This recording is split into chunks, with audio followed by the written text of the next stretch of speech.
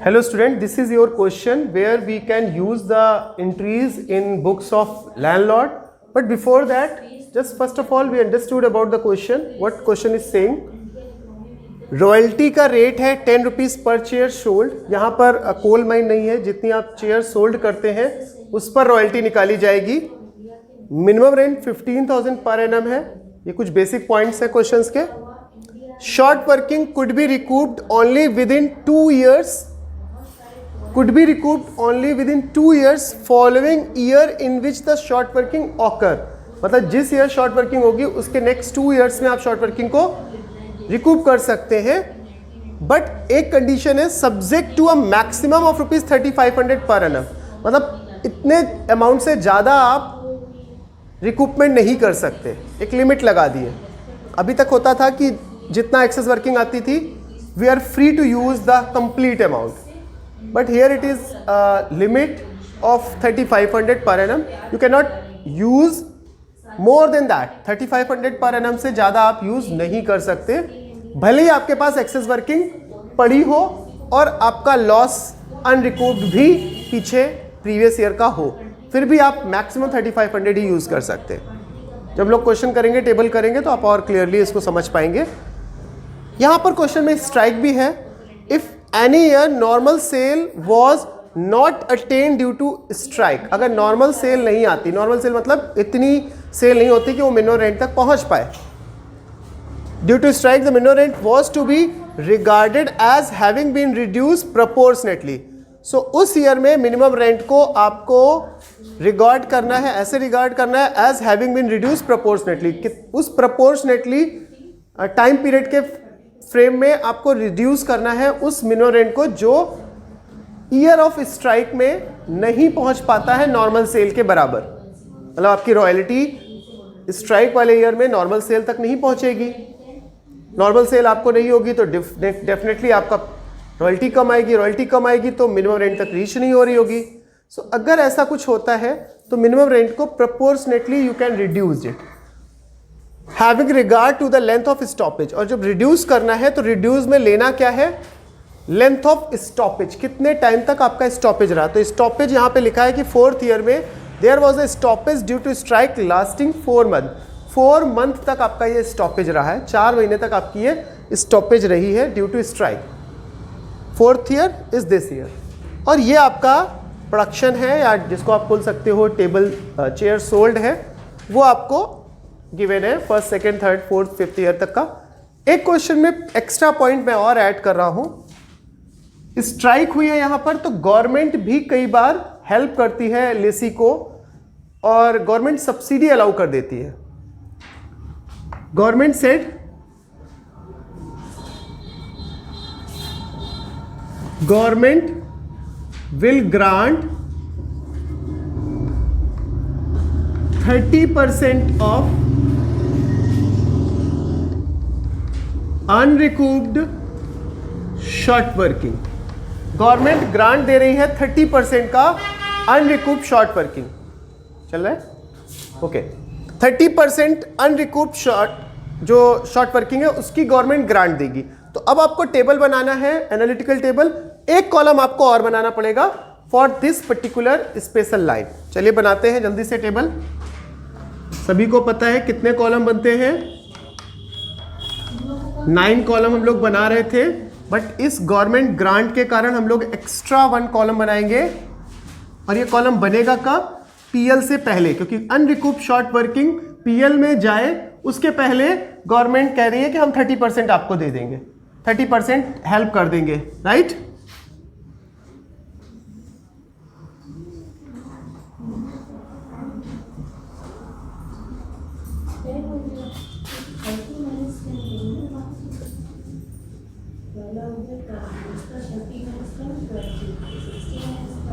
पहला column year, then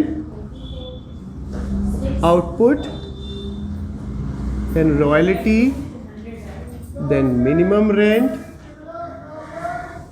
then short working, then excess working, It is a very good question. In this question you will see strike, you will see the minimum recoupment amount, you cannot exceed more than that. There is government grant is also there, government subsidy is there, so everything is there. So just look at this question and I hope इस question के बाद आपका royalty का major portion complete हो जाएगा, बहुत आपको चीजें क्लियर हो जाएंगी. Excess working, then recoupment of short working, unrecouped amount, short working from एक गवर्नमेंट ग्रांट है तो एक कॉलम हम लोग और बना लें, गवर्नमेंट सब्सिडी का, और इसके बाद बनाए unrecouped short working transfer to PL account and last column payment का. नाउ वन बाय वन हम लोग देखते हैं. ये आपको 5th ईयर तक का प्रोडक्शन दिया है, तो ईयर लिख लें 1 2 3 4 एंड 5th. अब हम लोग एक एक करके इन ईयर्स का जितना भी हमने चेयर सोल्ड की है वो लिख लेते हैं. 900, 1300, 2000, 1100 एंड 1400. ये आपके आउटपुट आ गए. रॉयल्टी कैसे आएगी? रेट से मल्टीप्लाई करना है. 10 पर chair sold, so 9 into 10,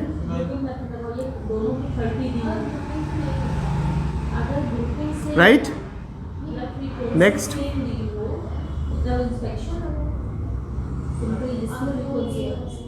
and multiplied with 10. Minimum rent की बात करें तो देखिए सभी ईयर में 15,000 रहेगा एक्सेप्ट योर स्ट्राइक ईयर. जिस ईयर में स्ट्राइक हुई है केवल उस ईयर में आपको मिनिमम रेंट को चेंज करना है. कितना करना है? लिखा हुआ है 4th year there was a stoppage due to strike lasting 4 month. 4 month का रहा और प्रोपोर्शनेटली रिड्यूस करना है. ये लाइन को समझ लीजिए. was to be regarded has having been reduced proportionately having regard to the length of stoppage and stoppage for 4 month. तो क्या करें इसमें? 15,000 हमारे साल भर का है तो 4 month का कितना होगा? 4/12 करके कैलकुलेट कर ले. पर एनम 15,000 था, दैट मीन्स 5,000. तो आप इसको सॉल्व करेंगे दैट विल बी 5,000. जो 5,000 है उतना रिड्यूस करना है. was to be regarded as having been reduced proportionately, right? So इतना आपको माइनस करना है. 15,000 minus 5,000 that means 10,000. तो 4th ईयर में 10,000 एंड बाकी ईयर में आपका 15,000.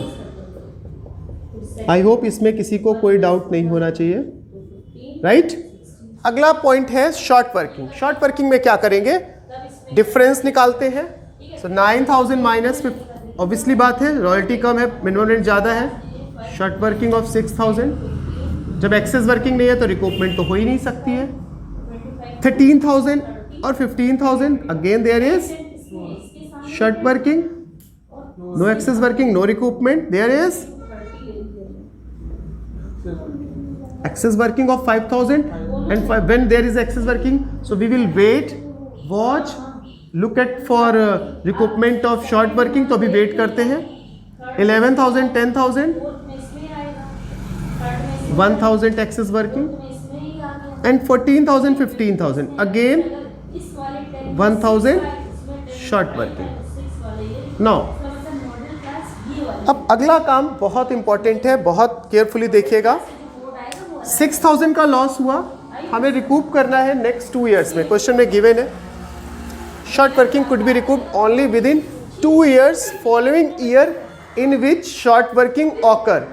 जिस ईयर में शॉर्ट वर्किंग ऑकर होगी उसके नेक्स्ट 2 years में हमें रिकूप करना है and subject to a maximum of ₹3,500. ये कंडीशन है. तो अब क्या करें? यहाँ पर 6,000 का लॉस, सेकेंड ईयर में अगेन लॉस हुआ है. इस लॉस को कवर करने के लिए हमारे पास 2 साल का टाइम था. 3rd ईयर आ गया. अब 3rd ईयर में 5,000 आपकी एक्सेस वर्किंग है, 5,000 में से 3,500 ही हम रिकूप कर सकते हैं, बिकॉज एक लिमिट लगी हुई है। अगर लिमिट ना होती तो हम पूरे 5,000 रुपये रिकूप कर लेते। अब 6,000 में से 3,500 रिकूप करने के बाद अनरिकूप कितना रह गया? अभी भी 2,500। अभी इसकी बात नहीं करते क्योंकि इसके लिए अभी 1 more year इज देयर। 1 साल अभी है। हर एक लॉस को, हर एक शॉर्ट वर्किंग को हम 2 साल तक रिकूप कर सकते हैं, तो अभी इसके लिए अभी टाइम है, तो इसको छोड़ देते हैं। केवल हम बात 6,000 की करते हैं।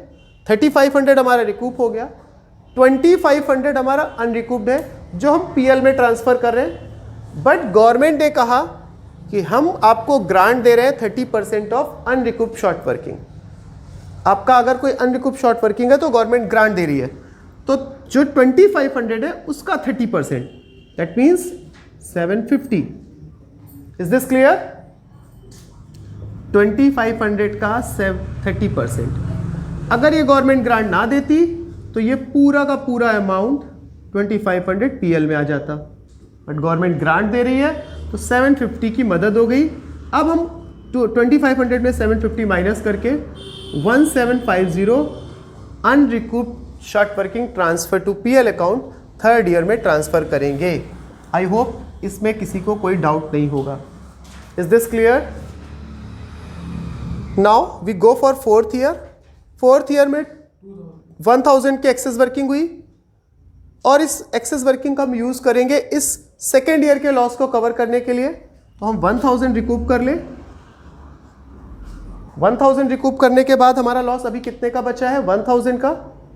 उसको हम आगे कैरी नहीं कर सकते क्योंकि this is the 2nd year of this loss, and 2nd year is मतलब now you can not carry it. So अब हम इस 1,000 का 30% अगेन गवर्नमेंट हमको ग्रांट देगी, तो 300। 1,000 जो अनरिकूप्ड रह गया, मैं उसकी बात कर रहा हूं। ये कंफ्यूजन मत लाइएगा कि जो रिकूप हुआ है उसकी बात हो रही है, जो अनरिकूप्ड है। सो आपका 300 आ जाएगा और ये 300 आपका गवर्नमेंट सब्सिडी में आएगा। ऑब्वियसली बात है, अगर 300 गवर्नमेंट ने दे दिया तो बाकी बचे 700 वो आपके पीएल में जाएंगे। नाउ लास्ट ईयर का शॉर्ट वर्किंग। अभी इस शॉर्ट वर्किंग को रिकूप करने के लिए नेक्स्ट 2 ईयर्स तक हम वेट कर सकते हैं, क्योंकि क्वेश्चन में ऐसा दिया है, तो हम यहाँ पर कुछ भी ट्रांसफ़र नहीं करेंगे, राइट? अब आते हैं पेमेंट कॉलम में। पेमेंट कॉलम में मैं बहुत पहले भी आपको वीडियोज़ में बता चुका हूँ कि जब शॉर्ट वर्किंग होती है तो हम कितना पेमेंट करते हैं? Equal to 15,000। जितना आपका मिनिमम रेंट है उतना पेमेंट करते हैं in year of short working. Excess working में हम लोग क्या करते हैं? जो एक्सेस वर्किंग हुई है उसको हम क्रॉस चेक करते हैं कि हमने उस एक्सेस वर्किंग में कितना रिकूपमेंट के लिए यूज़ किया, राइट? कितना यूज़ किया? 5,000 में 3,500। इट मीन्स 1,500 आपके पास यहाँ पर एक्स्ट्रा था, बैलेंस था 3rd ईयर में due to this condition of 3,500। वो 1,500 हम इसमें ऐड करें, कितना आएगा? 16,500। Is this clear to all? समझ आ रहा है आप लोगों को? अब फन में 1 पूरा यूज हो गया, कोई बैलेंस नहीं बचा, और जितना मिनिमम रेंट है 4th ईयर हम जानते हैं मिनिमम रेंट कितना है? 10,000। और हम लास्ट की बात करें तो फिर से शॉर्ट वर्किंग आ गई, तो फिर हम 15,000 पे कर दें। तो ये आपका कंप्लीट क्वेश्चन है। गवर्नमेंट ने जो ग्रांट दी है उसके लिए हम एंट्री पास करते हैं, जनरल एंट्रीज। जो हम लोगों ने एंट्रीज पढ़ रखी है, जो वीडियोस में मैंने आपको पहले बताई है, other than that 2 more entries will be passed in the year of government grants, when government gives grant. वो 2 एंट्री और आपको करनी होंगी क्योंकि गवर्नमेंट ग्रांट दे रही है। क्या एंट्री होती है? मैं एंट्री बता दे रहा हूं, लिख लीजिए। In the books of lessee, government account debit to short working account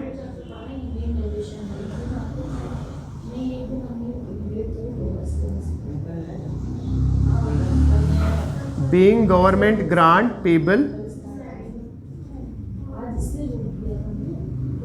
receivable करिए इसको, being government grant ड्यू लिख दीजिए, या तो गवर्नमेंट ग्रांट ड्यू, और सेकेंड एंट्री में गवर्नमेंट इस ग्रांट को आपको दे देगी, तो bank account debit to government. Being grant received. एक इंपॉर्टेंट चीज और इसमें मैं आपको बता दूं, ये केवल उन्हीं ईयर्स में होगी जिस ईयर में ग्रांट आपको रिसीव हुई है, third year and fourth year. Third year and fourth year में फर्स्ट 2 एंट्रीज पास करने के बाद थर्ड फोर्थ एंट्री ये करिएगा और फिफ्थ एंट्री पीएल वाली करिएगा, राइट। बाकी आपका क्वेश्चन वैसे ही करना है जैसे आप करते हो। Due to this special line of government grant आपको ये 2 एंट्री और पास करनी है। सो अगर मैं बात करूं थर्ड ईयर की तो 750 750 750 750 and in fourth year 300, right. So जो बाकी एंट्रीज है वो सेम है, उसमें कोई चेंज नहीं है। अब आप अगर इनको बुक्स में दिखाएं, लेट एज्यूम आप इनको लैंडलॉर्ड की बुक्स में दिखाते हैं, क्योंकि मैंने लैंडलॉर्ड की बुक्स से इस क्वेश्चन को स्टार्ट किया था। सो कैसे एंट्री करेंगे लैंडलॉर्ड की बुक्स में, इसको देख लेते हैं जल्दी से।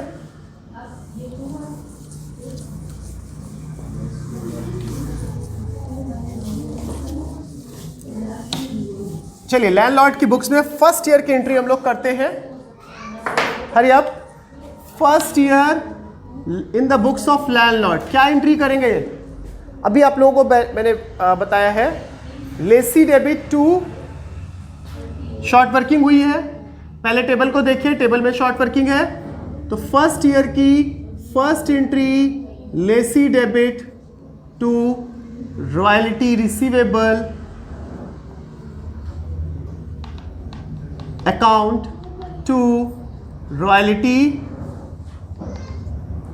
Reserve account, right. ये एंट्री आप पास करेंगे। अमाउंट्स कैसे आएंगे जरा देखिए, 9000 6000, 9000 रॉयल्टी रिसीवेबल में, 6000 रॉयल्टी रिजर्व में एंड 15000 लेसी में। This is your first entry. Second entry bank account debit to lessee account, amount 15000। जितना आपने लेसी के सामने डेबिट किया था उतना आपने क्रेडिट पे भी ले जाना है। और नेक्स्ट एंट्री, यहां अभी पीएल में कुछ भी ट्रांसफर नहीं है फर्स्ट 2 इयर्स में, तो केवल और केवल रॉयल्टी रिसीवेबल को पीएल में ट्रांसफर करना है।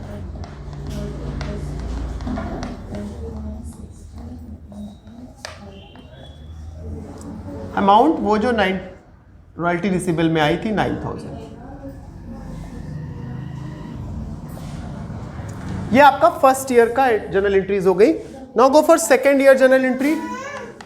अगर हम सेकेंड ईयर की जर्नल एंट्री की बात करें तो क्या एंट्रीज होंगी सेकेंड ईयर की? सेकेंड ईयर में भी आपकी शॉर्ट वर्किंग है, आई होप कर लेंगे, इसमें कोई डाउट नहीं किसी को।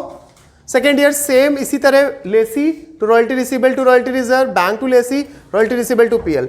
अमाउंट्स ये हो जाएंगी 13000 2000, बाकी थिंग्स सेम है। मैं सीधे थर्ड ईयर की एंट्री बताता हूँ। थर्ड ईयर की एंट्री देखिए। थर्ड ईयर में इसलिए एंट्रीज बताना जरूरी है क्योंकि थर्ड ईयर में क्या हुआ है, एक्सेस वर्किंग भी है और गवर्नमेंट सब्सिडी भी है और बाकी चीज़ें भी है। तो थर्ड ईयर की एंट्री देखते हैं। थर्ड ईयर एक्सेस वर्किंग, तो पहली एंट्री क्या होगी, lessee debit to royalty receivable. Amount कितनी लिखेंगे भाई बताइए जल्दी से, hurry up. This is 20,000। Amount हम लिखेंगे 20,000 रुपीज का। ये यहाँ पे 20,000 रुपीज का अमाउंट हम लोग लिखेंगे। ये यहाँ पे अमाउंट दिया हुआ है, आप यहां से ले सकते हैं। ये 20,000, this is your lessee to royalty receivable. इसके बाद आप सेकेंड एंट्री में जाएंगे, कितना आपने रिकूपमेंट में यूज किया है 3500 और बाकी का जो पेमेंट किया वो दिखाएंगे। तो मतलब एंट्री आप ये करेंगे, बैंक रॉयल्टी रिजर्व। हाँ मैं आपको भी आपके डाउट्स क्लियर कर दूंगा, just wait. To lessee, amounts यहां पे आ जाएंगी। लेसी के सामने हम लोग 20,000 लिखेंगे, बैंक के सामने 16,500 लिखेंगे दिस अमाउंट, और रॉयल्टी रिजर्व के सामने हम लोग ये रिकूपमेंट डालेंगे 3500 जो हम रिकूप कर रहे हैं। थर्ड एंट्री मैंने आपसे कही थी गवर्नमेंट ग्रांट मिल रही है थर्ड ईयर में, सो ये एंट्री कर देंगे गवर्नमेंट टू शॉर्ट वर्किंग 350। उन दो एंट्रीज के बाद ये एंट्री करिएगा भाई आप लोग पास अपनी बुक्स में, थर्ड और फोर्थ गवर्नमेंट ग्रांट रिसीव होने की 350।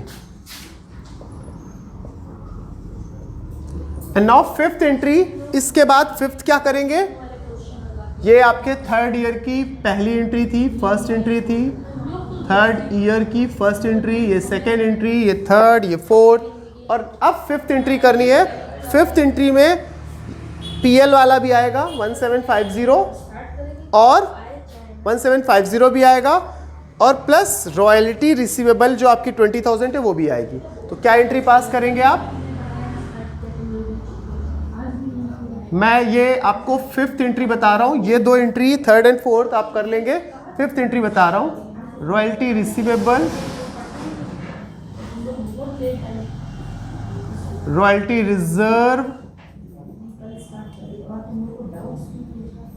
टू पीएल अकाउंट, ये आप एंट्री पास करेंगे। अमाउंट कहां से आएंगी इसकी, रिसीवेबल में 20,000 डालिएगा जो पहली एंट्री में आया था, रिजर्व में वो डालेंगे जो अनरिकूप रह गया है 1750, एंड टोटल 21,750।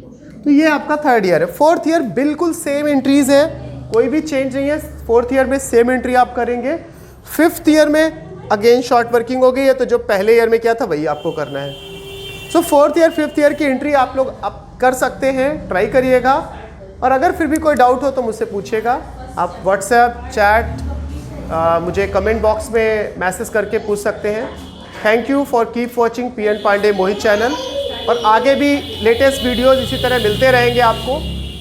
आगे वीडियोस के लिए सब्सक्राइब करिए, शेयर करिए, और इस चैनल को मैक्सिमम लोगों तक, जो भी आपके फ्रेंड्स हैं उनको बताइए कि हाँ इस चैनल में आपको लेटेस्ट BCom से related content, 11th 12th commerce से रिलेटेड कंटेंट मिलता रहेगा। Thank you so much.